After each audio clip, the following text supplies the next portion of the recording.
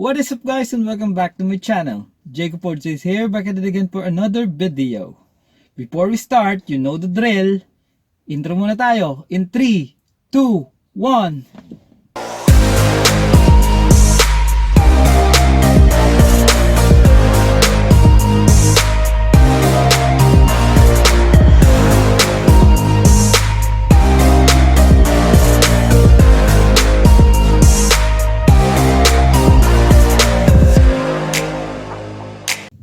For today's video guys, another DIY tutorial na naman tayo. Bale, mag-i-install tayo ngayon ng USB charger port sa Toyota Yaris Gen 3 model. As usual sa aking sasakyan. Bale, ito nga pala yung port, USB port guys. Bale, yan. Ganyan yung itsura niya. Ito yung wire niya. Since ito kasi, kaya maglalagay magkakabit ako nito. Since problema ko kasi kapag magcha-charge ako ng telepono, since yung cigarette lighter ko is ginagamit ko para sa dashcam, yung power, wala na akong mapagsaksakan ng charger. So, kakabit tayo nito para at least makakapag-charge pa rin tayo ng phone or ng ating ibang gadgets eventually. So, kung ready ka na, ready na ako. Tara, wag na nating patagalin to. Let's go! So, ayan nga guys. Bale, dito ko i-install yung USB charging port natin. Since mapapansin nyo, ito lang yung cigarette lighter natin para sa power. Since ito ginagamit ko sa dashcam, wala na ako mapagsaksakan. Bali, dito po natin siya ikakabit sa area na yan. First thing natin gagawin guys is tatanggalin natin to. Out natin. Since sa pagtatanggal niyan, uunahin nating tanggalin muna is itong ship boot cover. Madali lang siya. Ililift nyo lang to. Yan. Ganyan lang siya kabilis guys. Yan. Once na matanggal na natin siya, set aside muna natin. Bunutin muna natin tong cigarette lighter. Then, sa pagtatanggal na ito guys, ano nyo lang. Yan. Mga nakaklip lang siya. Bunot lang. Ayan. Ganyan siya kabilis. Bunutin, tanggalin. Guys, ayan, tanggal na siya. Yeah. Done. Ganyan, guys. Before mo nga pala natin matanggal, bubunutin natin yung pinaka wire nito. Yung plug ng pinaka cigarette lighter. Para mailabas natin. Since mabilis lang naman siya tanggalin, may pupush ka lang na tab. Then, ayun, tanggal na.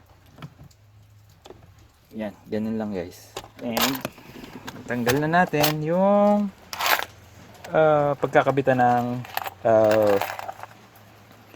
charger port. Bali guys, since dito natin siya ikakabit, kailangan natin siyang magbutas. Since medyo malaki yung ating charger port, medyo malaki, bubutasin natin siya. Gagamit tayo ng hole saw. Yan. Gamit ko yan. Gagamitin nating size is yung 29mm guys. Yan. Focus. 29mm na hole saw. Yan, gagamitin natin pambutas dyan para yan. Ganyan guys. Sinlaki naman niya. Pasok na yan. Then, balikan ko kayo.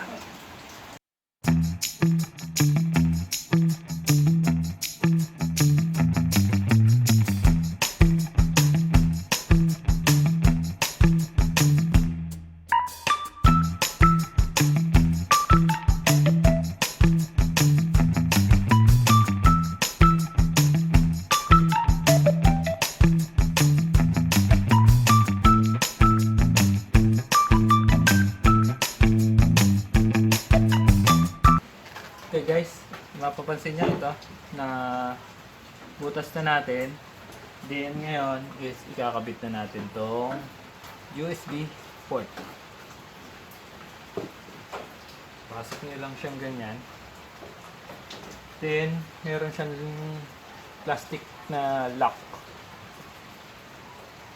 Ganyan lang siya. Screw type.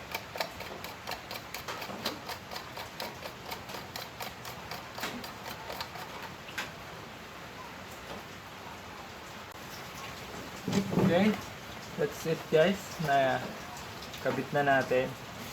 Ayan, naka-fix na yung USB charger port natin. Okay na.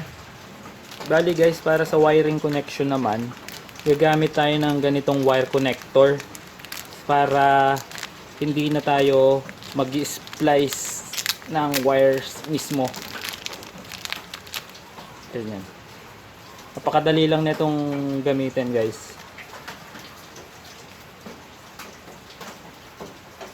Walang splicing na mangyayari sa existing wire natin. Okay? Okay guys, para sa wiring connections naman natin, bali itatap lang natin to dun sa existing na cigarette lighter line. Bali ito, kung mapapansin nyo, isang black, isang white. Ang white na wire is yung positive and yung black is yung negative. Tapos ito yung wiring naman natin papunta dun sa ating USB port, isang red, isang black. Since yan, ang mangyayari, yung red natin is yung positive, then yung black is yung negative. Okay? Proceed tayo.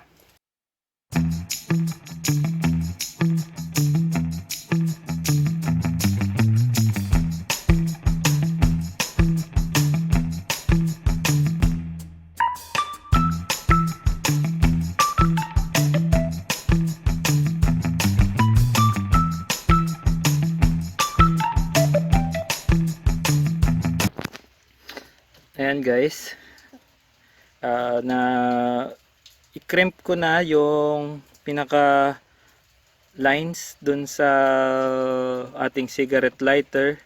Bali madali lang siya, ki-crimp nyo lang, gagamit lang kayo ng pliers. And now guys, proceed na tayo, babalik na natin yung panel. And i-ano muna natin, connect muna natin yung ating wire doon sa mismong pinaka USB port. Meron naman siyang indicator kung ito yung positive, ito yung negative. Okay?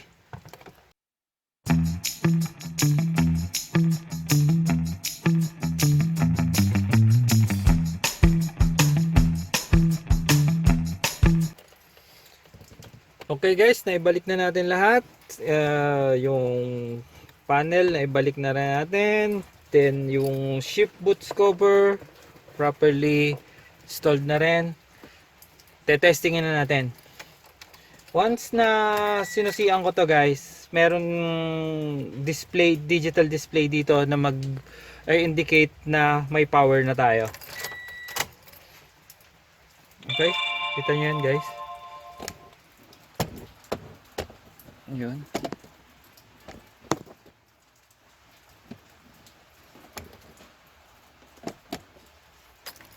Off. On. Okay? Good. And that's it guys. Tapos na naman tayo sa ating panibagong DIY tutorial. I hope may natutunan kayo sa videos na ito. Kung nagustuhan mo, paki-like, comment, share, and subscribe ko na rin, and hit mo na rin yung notification bell sa baba para updated ka sa mga future videos na i-upload ko pa. And as always, hands on the wheel, eyes on the road, drive safely. Peace out!